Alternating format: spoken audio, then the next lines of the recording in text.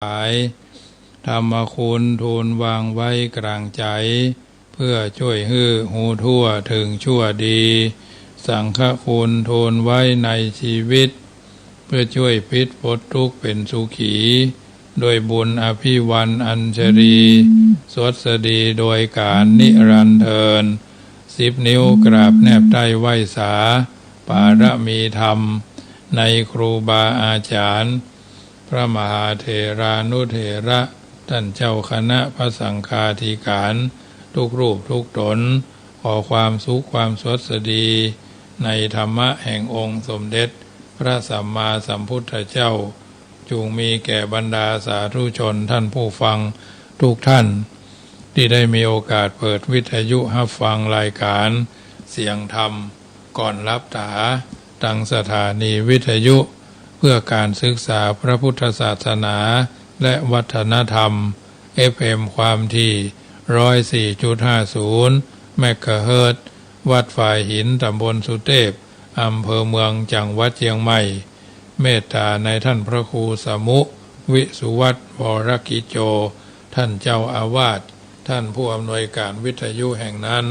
ถวายเวลาให้อาตมาภาพพระมหาประสิทธมาภินันโทวัดจังกำตำบลมะกอกอำเภอป่าซางจังหวัดลำพูนเผยแผ่ธรรมในนามของคณะสงฆ์หน่วยอบรมประชาชนประจำตำบลมะกอกหน่วยเผยแผ่ศีลธรรมของกรมการศาสนากระทรวงวัฒนธรรมเบอร์โทรศัพท์061-547-6539 น้อมนำเอารายการนี้มาอุเอิญเจริญพรมาเป็นปฏิพรกับบรรดาญาติโยมที่อยู่ท่าดาวฟังอยู่เป็นประจำเบื้องแรกนี้จะได้นำพาญาติโยมกราบพระไหว้พระเสียก่อนแล้วก็จะได้โยขันแก้ว5โคถากเป็นลำดับไปเนอะกราบ1กราบ2กราบ3กราบ4กราบ5อะระหังสัมมาสัมพุทโธภควาพุทธังภควันตังวิวาเดมิกราบสวากขาโตภควตาธัมโมธัมมังนามัสสามิกราบสุปฏิปันโนภควโตสาวกสังโฆสังฆังนามามิกราบมาตาปิตุโคนังอหังวันตามิกราบโคโนปการีวันตามิกราบกราบพระพุทธกราบพระธรรมกราบพระสงฆ์กราบระลึกถึงคุณพ่อคุณแม่กราบระลึกถึงคุณของครูบาอาจารย์ต่อไปก็ตั้งอกตั้งใจสมาทานแก้ว5โคถากเป็นลำดับไปเนอะ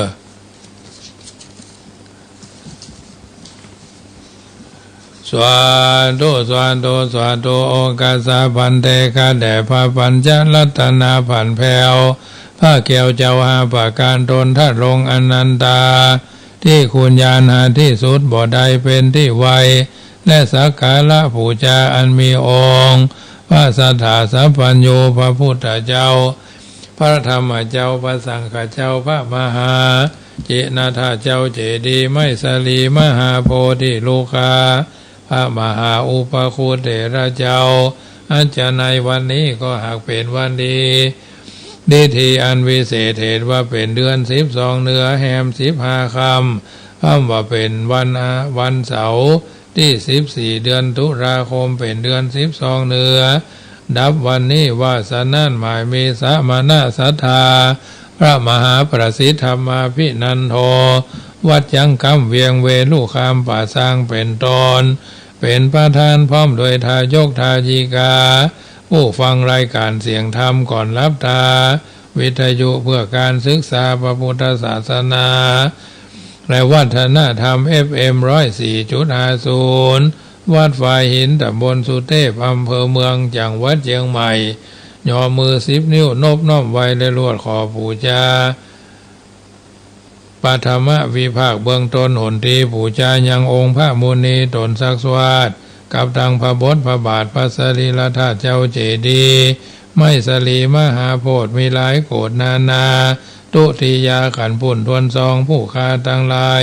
ป่องน้อมนำมาเคนเวนถวายปูชา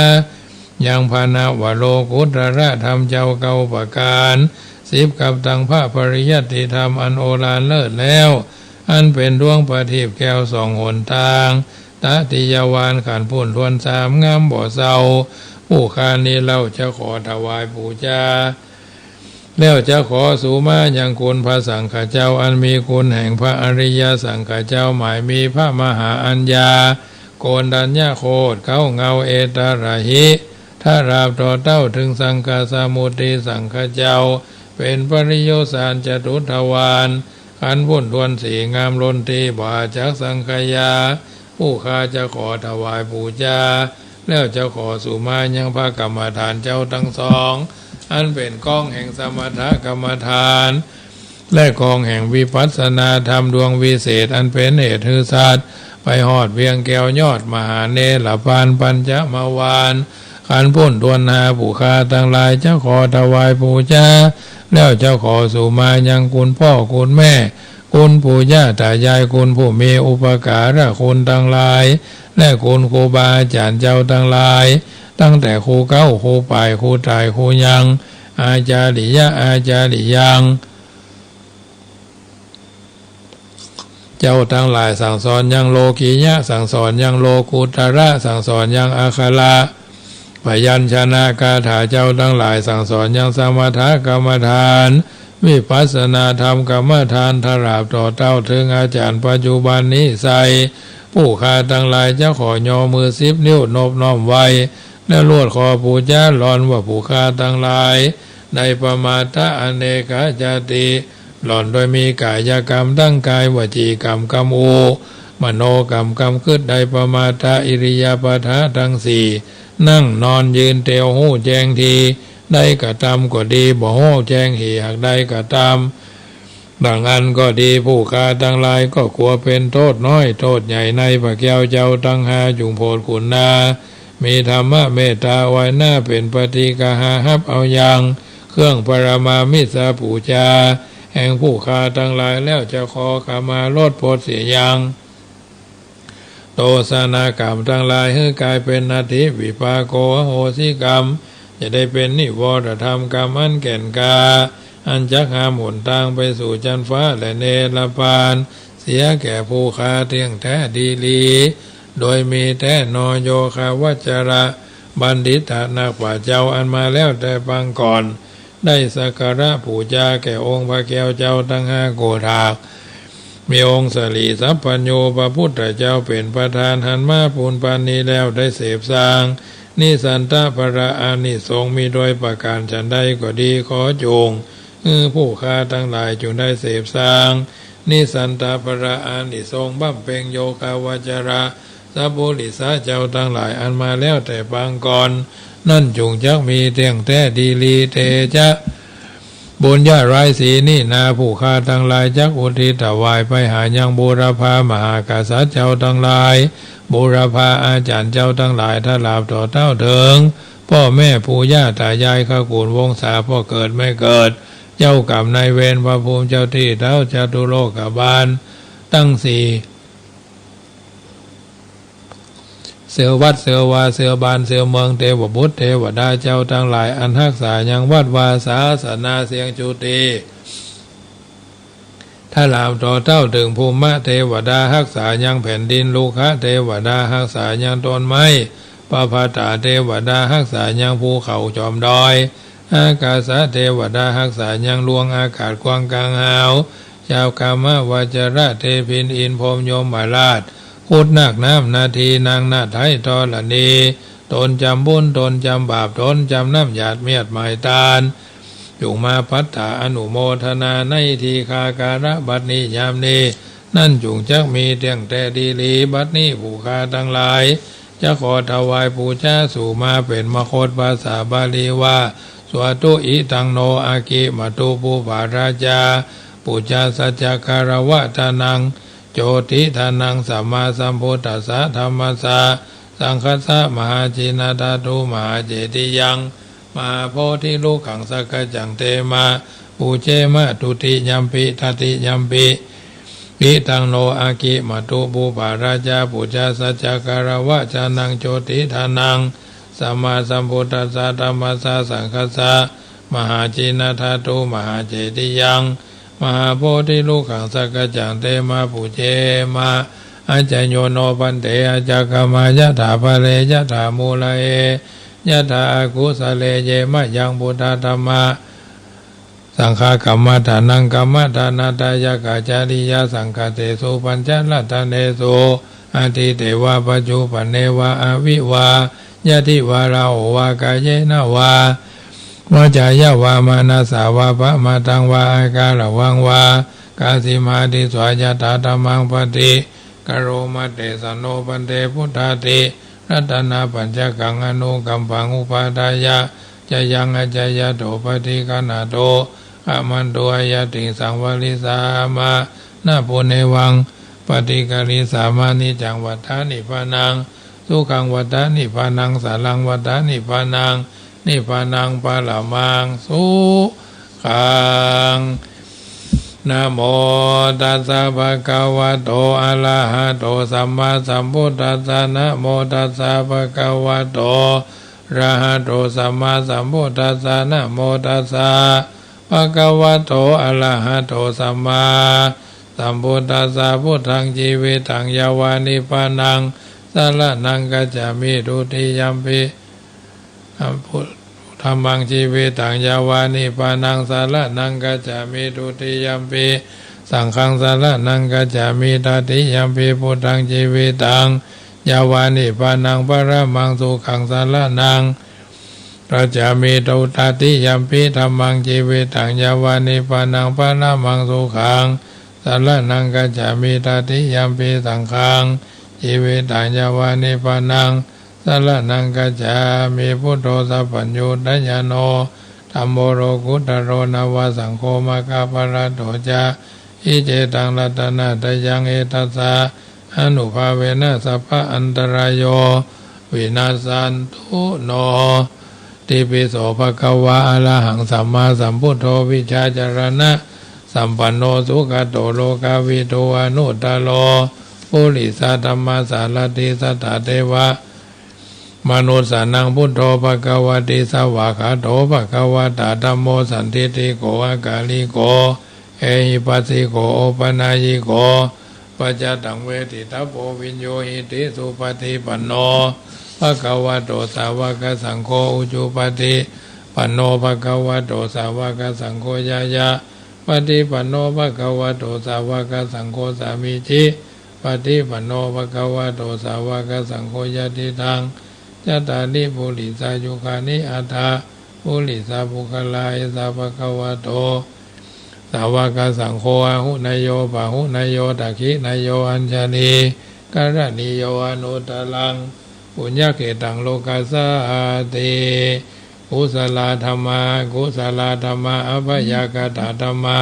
สุขายะเวทนายะสัมปยุตตธรรมาทุกขายะเวทนายะสัมปยุตตธรรมาอทุกขมาสุขายะเวทนายะสัมปยุตตธรรมาวิปากธรรมาวิปากธรรมะธรรมาเนววิปากานาวิปากธรรมะธรรมาอุปาทินุปาดานิยธรรมาอนุปาทินุปาดานิยธรรมาอนุปาทินานุปาดานิยธรรมาสังกิริตถ้าสังกิเลสิกาธรรมาอสังกิริตถ้าสังกิเลสิกาธรรมาสังกิเลถาสังกิเลสิกาธรรมาสวิตกาสวิจารมัตตธรรมาอวิตกวิจารธรรมาอวิตกวิจารมัตตธรรมาวิตกวิจารธรรมาปิติสหกตธรรมาสุขาสหกตธรรมาอุเบกขาสหกตธรรมาทัสสเนนะปหาตปาธรรมาภาวนายาปหาตปาธรรมาเนวทัสสเนนะนะภาวนายาปหาตปาธรรมาทัสสเนนะปหาตปาเหตุกาธรรมาภาวนายาปหาตปาเหตุกาธรรมาเนวะทัสสเนนะนะภาวนายาปหาตปาเหตุกาธรรมาจยคามิโนธรรมาปัจจยคามิโนธรรมาเนวะจยคามิโนนะปัจจยคามิโน ธรรมาสิกขาธรรมาสิกขาธรรมาเนวสิกขานาสิกขาธรรมาปริตาธรรมามหากตาธรรมาอัปปมานาธรรมนาธรรมาอินาธรรมามัชฌิมาธรรมาปณิตามิจตานิยตาสัมมาสัมมาตานิยตาธรรมานิยตาธรรมามัคคาลัมมนาธรรมามัคคาเหตุกาธรรมามัคคาติปฏิโนธรรมาอุปันนาธรรมาอนุปันนาธรรมาอุปาทิโนธรรมาติตาธรรมานาคตาธรรมาปัจจุปันนาธรรมาติตาธรรมนาธรรมาปะหิทารมนาธรรมาจตาปะหิทารมนาธรรมาสนิทัสสนะสัพพติกาธรรมานิทัสสนะสัพพติกาธรรมานิสนาปฏิกาธรรมา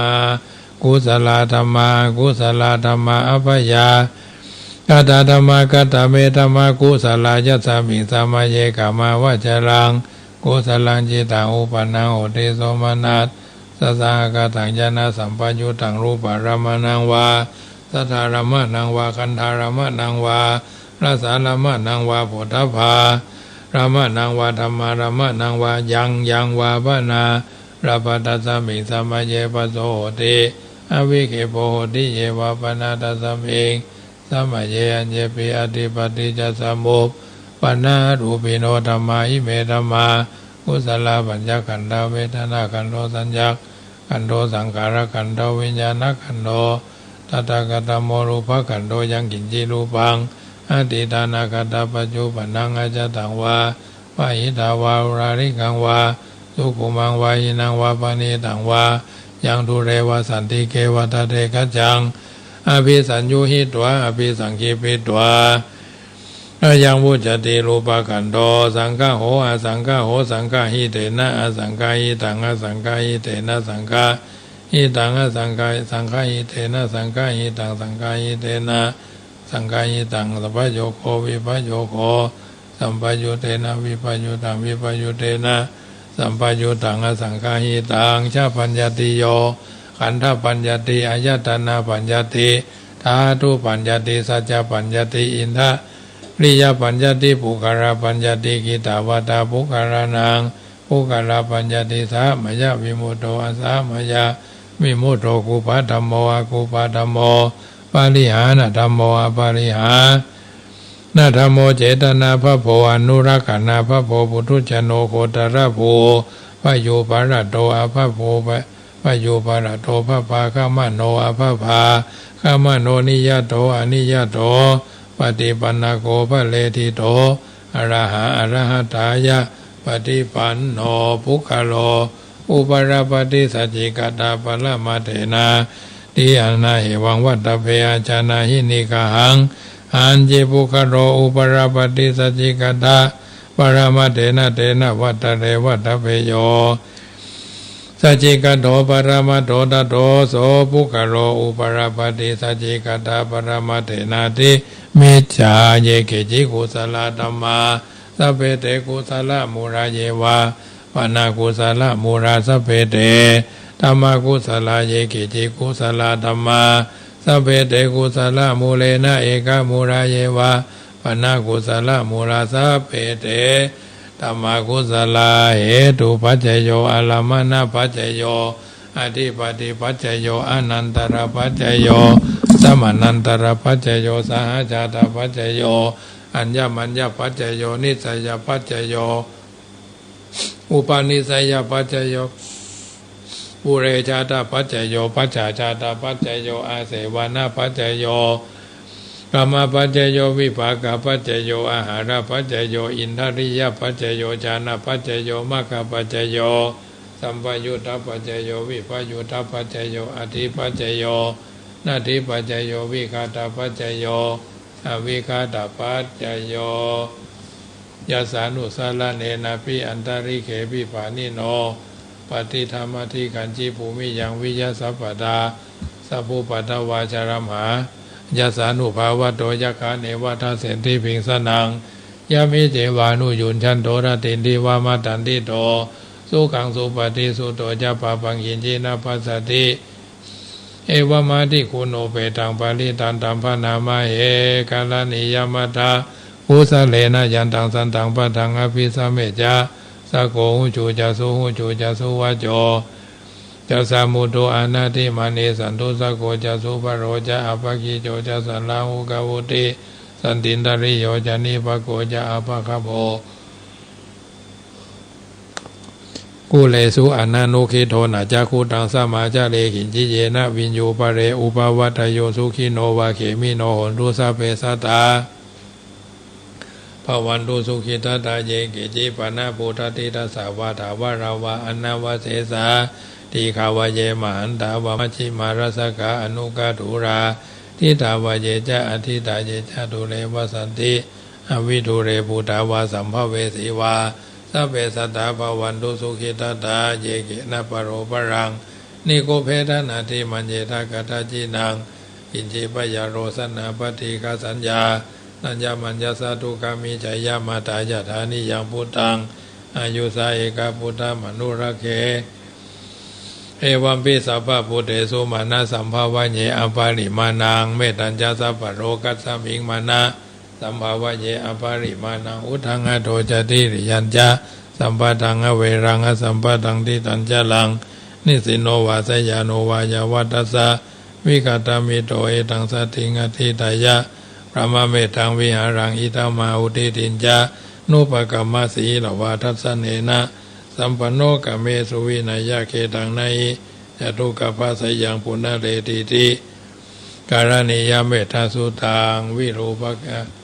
อรณิยเมธาสุตังสัพพสีวิสัจจตินังทิพมันตาคตังวิยะยะนะเสติวิสังโฆรังเสสัญจปิปริสยังอนาเขตัมหิสัพพทาสัพพทาสัพพปานินังสัพพโสปินิวาเรติปริตันตัมพนามะเหวิรูปเขหิเมเมตัง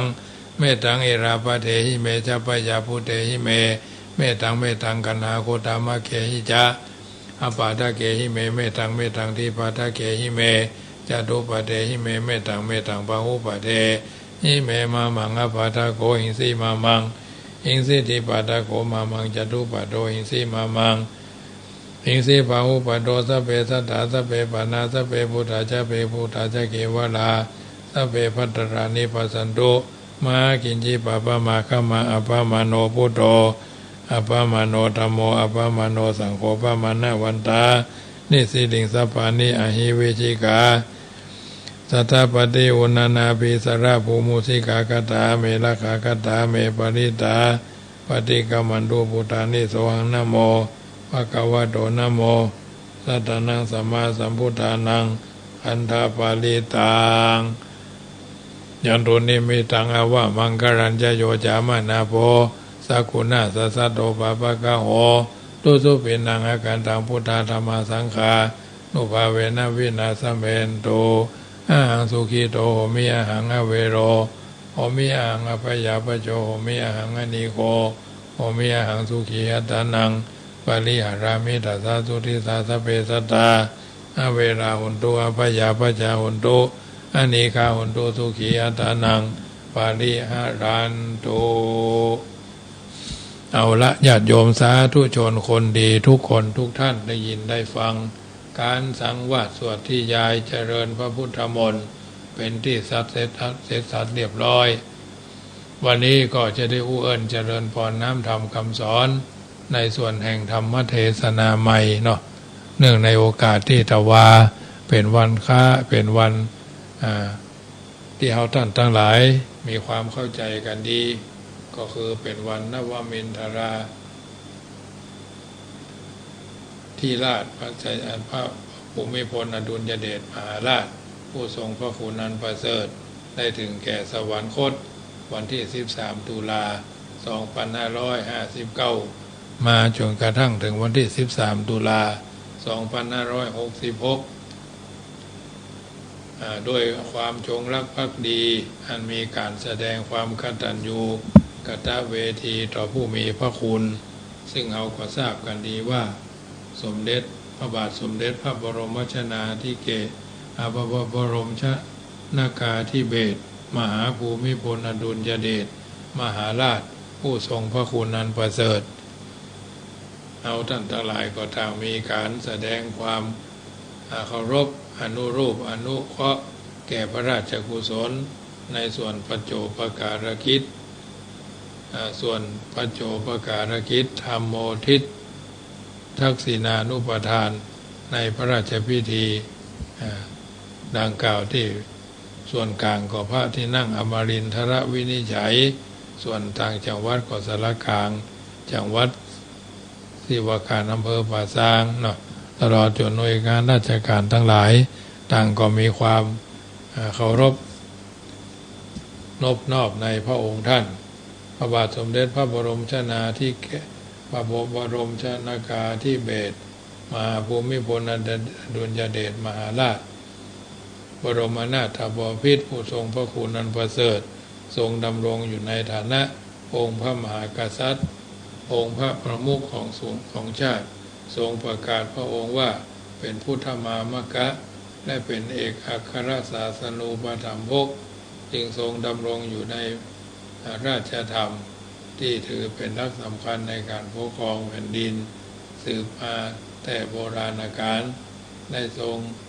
ตั้งพระราชปณิธานในพระบรมราชโองการในพระราชพิธีบรมราชาภิเษก5 พฤษภาคม 2493 ว่าเราจะปกครองแผ่นดินโดยธรรมเพื่อประโยชน์สุขแห่งมหาชนชาวสยามคำว่าโดยธรรมในที่นี้ก็หมายถึงทศพิธราชธรรมหรือราชธรรมและจักรวรรดิวัตรที่พระเจ้าจักรพรรดิหรือพระมหากษัตริย์ทรงประพฤติปฏิบัติบำเพ็ญเป็นประจำตามหลักพระธรรมคำสอนในพุทธศาสนาพระเจ้าจักรพรรดิกษัตริย์ธิราชเจ้าทรงประพฤติปฏิบัติพระราชกรณียกิจทั้งปวงทรงอาศัยธรรมทรงสักการะธรรมและทรงเคารพธรรมทรงน้อมนมัสการธรรมาธิปไตยโดยทรงมีธรรมเป็นใหญ่มีธรรมเป็นองค์มีธรรมเป็นองค์คือธรรมนำหน้าธรรมะเหตุธรรมะเกตุมีธรรมเป็นยอดเป็นตาเป็นหลักการดุจนายทหารเคารพธงไตรรงค์มีธงไตรรงค์เป็นยอดเป็นรัศมีฉะนั้นคำว่าธรรมนั้นหมายความหลายอย่างอาทิธรรมะคือหน้าที่ธรรมะคือความถูกต้องธรรมะคือเหตุผลธรรมะคือความจริงธรรมะคือความยุติธรรมพระมหากษัตริย์จึงทรงยึดเป็นหลักการในการบริหารหน้าที่ในฐานะที่พระองค์ท่านเป็นพระประมุขในฐานะที่ทรงดำรงพระองค์เป็นประมุขสูงสุดเป็นพุทธมามกชนทรงสนพระราชฤทัยฟักใฝ่ในการศึกษาพุทธธรรมโดยได้ทรงพิจารณาว่าพระองค์พระธรรมคำสอนของพระพุทธศาสนาทนต่อการพิสูจน์และเป็นสัจธรรมรักความจริงการศึกษาธรรมะและการสดับฟังพระธรรมเทศนาหรือธรรมะบรรยายเป็นประจำจึงเกิดมีปัญญาความรู้ความชำนาญแตกฉานทั้งสัญญาและความรู้จำเกิดจากวัฏสงสารหับทราบวิญญาณความรู้จริงรู้แจ้งนำความรู้วิจัยให้เป็นการเรียนรู้ดังนั้นจะอ่านจากพระบรมราโชวาทพระบาทสมเด็จพระราชดำรัสทั้งมวลล้วนลึกซึ้งโดยอรรถะสลวยโดยพยัญชนะโดยเฉพาะพระราชนิพนธ์เรื่องมหาชนกที่องค์ทรงแปลจากพระไตรปิฎกและอรรถกถาเป็นภาษาที่ไพเราะเหมาะแก่ประชาชนที่ศึกษาเพราะเนื้อหาสาระในพระมหาชนกเป็นชาดกที่สอนให้บุคคลมีความเพียรเป็นที่บริสุทธิ์ปัญญาเฉียบแหลมและกำลังกายที่สมบูรณ์กำลังกายที่สมบูรณ์อย่างยิ่งในการที่จะฟันฝ่าด้วยประการทั้งปวงธ ทั้งนี้ทั้งนั้นก็ถือว่าสิ่งต่างๆเหล่านี้เป็นสัจธรรมที่เราท่านทั้งหลายจำเป็นจะต้องใส่ใจสนใจดังจะหันจากพระบรมราโชวาทอันล้วนที่เป็นคำที่ลึกซึ้งซึ่งลึกซึ้งโดยอรรถะสละสลวยด้วยพยัญชนะ โดยเฉพาะพระราชนิพนธ์เรื่องมหาชนกที่พระองค์ทรงแปลจากพระไตรปิฎกและอรรถกถาเป็นภาษาที่ไพเราะเหมาะสมแก่ประชาชนที่ได้ศึกษาเพราะเนื้อหาสาระในพระมหาชนกเป็นชาดกที่สอนให้คนมีความเพียรบริสุทธิ์ปัญญาเฉียบแหลมและก็แข็งคมและกำลังกายที่สมบูรณ์บุคคลผู้ได้อ่านพระราชนิพนธ์มหาชนกจะได้นำมาเป็นอุทาหรณ์สอนใจให้มีความขยันหมั่นเพียรบ่ร่ย่อท้อถอยหมดกำลังใจต่อสู้และฝ่าฟันอุปสรรคจักกลับได้กำลังใจเพราะใจมีกำลังย่อมใหญ่กว่าแผ่นดินลึกกว่ามหาสมุทรสูงสุดกว่าภูเขานะใจเนาะแล้วแต่ก่อนมันตรงกันข้ามร่างกายอ่อนแอย่อมพ่ายแพ้ต่ออุปสรรคนานาประการโดยแท้จึงบ่ควรยอมแพ้หรือยอมการเมื่อเกิดมาเป็นคนควรพยายามเรื่อยไปความพยายามมีอยู่ที่ไหนความสำเร็จย่อมมีในที่นั่นอย่างแน่นอนพระองค์จึงทรงแนะประพฤติ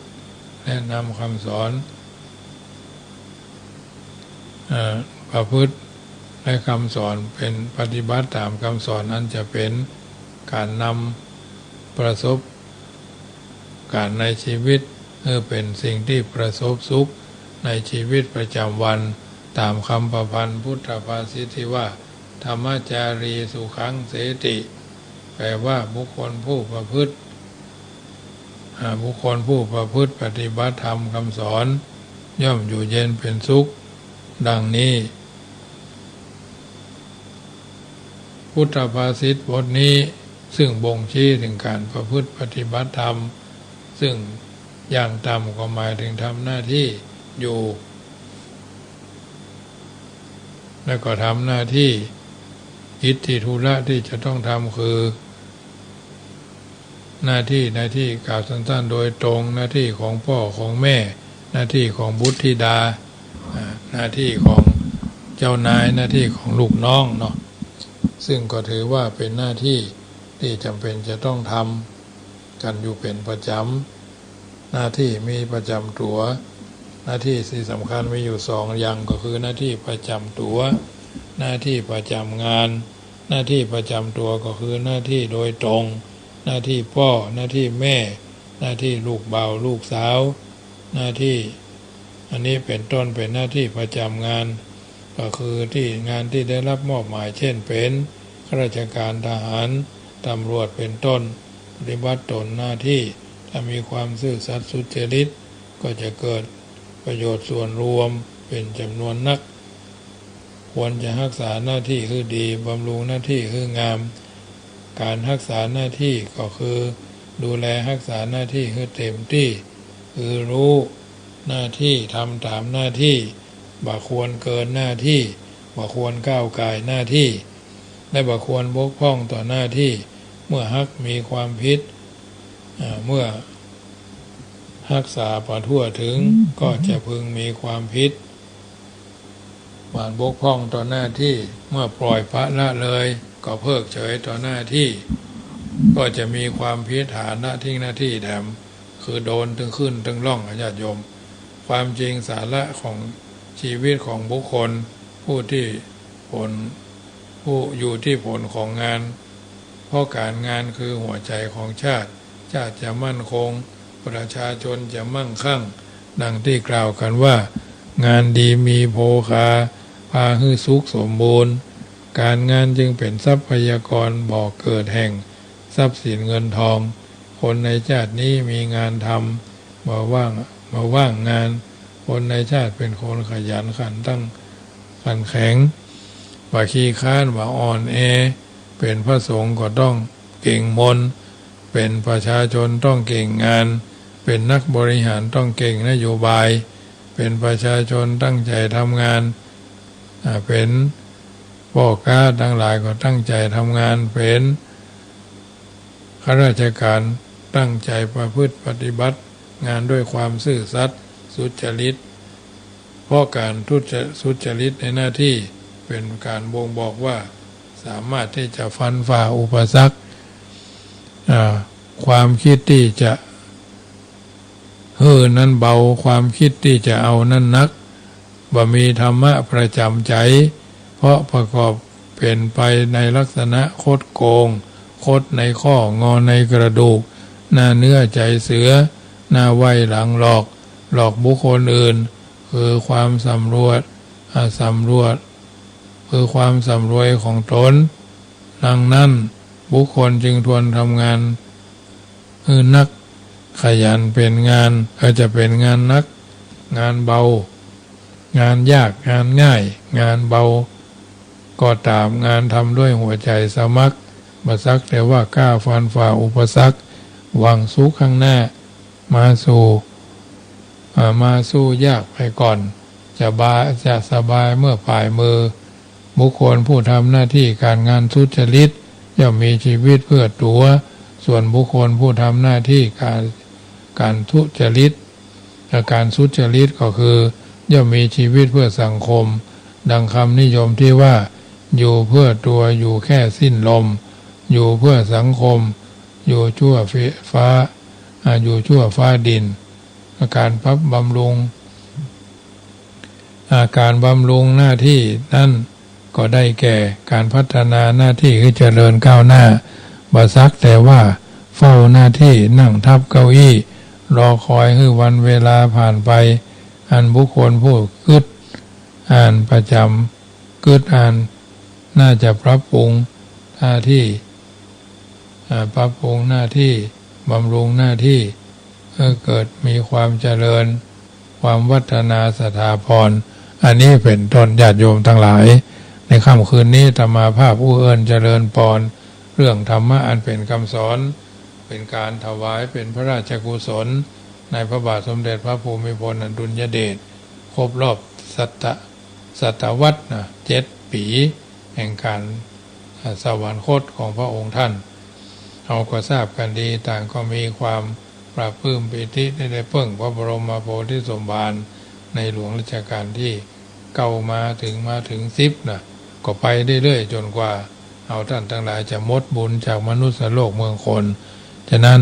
แต่ละคืนแต่ละเวลาแต่ละจังหวะโอกาสจังหวะเวลาเอาก็พยายามบำเพ็ญภาระธุระของเราที่ได้ทำกันมาตั้งแต่แรกเดิมทีการถวายงานทำบุญถวายขันเข้าวันนี้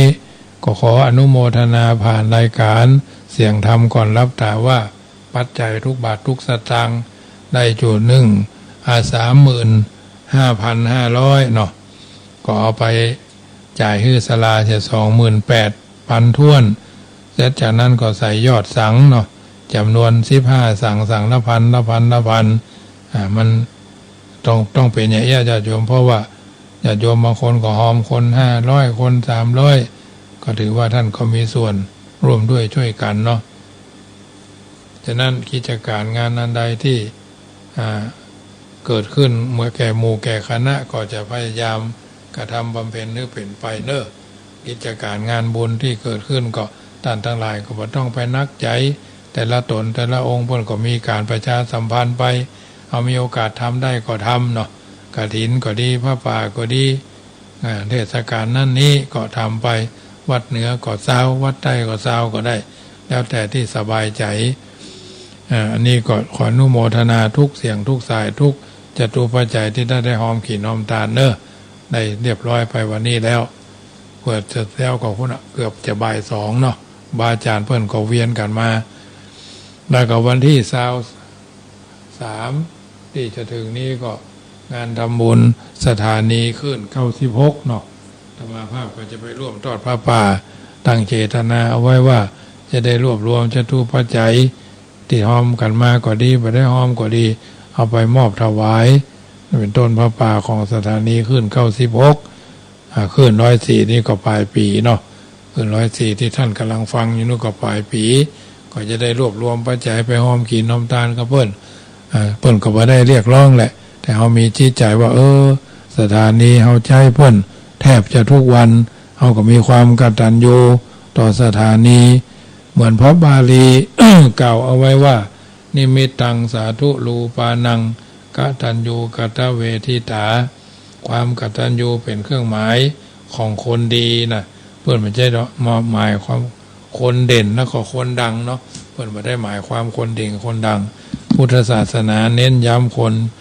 คนดีนะคนดีเท่านั้นนะจึงจะเป็นประโยชน์กับตัวตนเฮาท่านทั้งหลายค่ำแรงวันนี้อาตมาภาพได้เวิร์นเจริญพรญาติโยมสาธุชนได้ฟังแต่เจ้าได้ฝากบาทัวฟักยาวกับผักกาดไปให้โยมแม่จันทิพย์เนาะโยมแม่จันทิพย์แสงทองคงจะได้รับแล้วเนาะฝากพ่อนาน74ไปให้เนอะอันนี้ก็พอดีเพื่อนมาขายให้เขาก็เพื่อนเขาว่าเหงือกไม่ค่อยจะสมบูรณ์เนาะก็เลยไม่ได้กินแกงผักกาดด้วยช่วงนี้นะแต่เจ้าก็ฉันอาหารที่พนมาใส่บาตรใส่บาตรหยาดน้ำก็พี่น้อง3บ้านปามุ่นบ่อหินพระบาทก็มาพี่น้องเมืองลี้ก็มาวันนี้นะแม่มันก็แม่ตื่นก็บ้านโฮงมาเนาะนามสกุลศรีสวัสดิ์เพนเนาะเพิ่นไปอยู่พุ่นเหมือนนานนักแก่เป็นลูกศิษย์อดีตเจ้าวาดวัดจังคำครูบาศรีนวลเนาะเพราะฉะนั้นวันนี้ขอนำรายการจากท่านไปก่อนปั่นปอนก่อนเนอะสัพพิติโยวิวัชชันตุสัพพโรโควินัสสตุมาเตภวัตวันตรายโยสุขีตีกายุโกปุตโตบังซ้ายธัมโมบังขวาสังโฆบังกายาอรหังบังเกสาอรหังพุทโธนะโมพุทธายะใจยตุภวังใจยะสุปมังกลังใจยะโสถีพระวันตุโวอายุวันโนสุขังปะลังคนตกน้ำแยกเป็น7 จำพวกผลลบผลบวกดังจะเล่าเปรียบ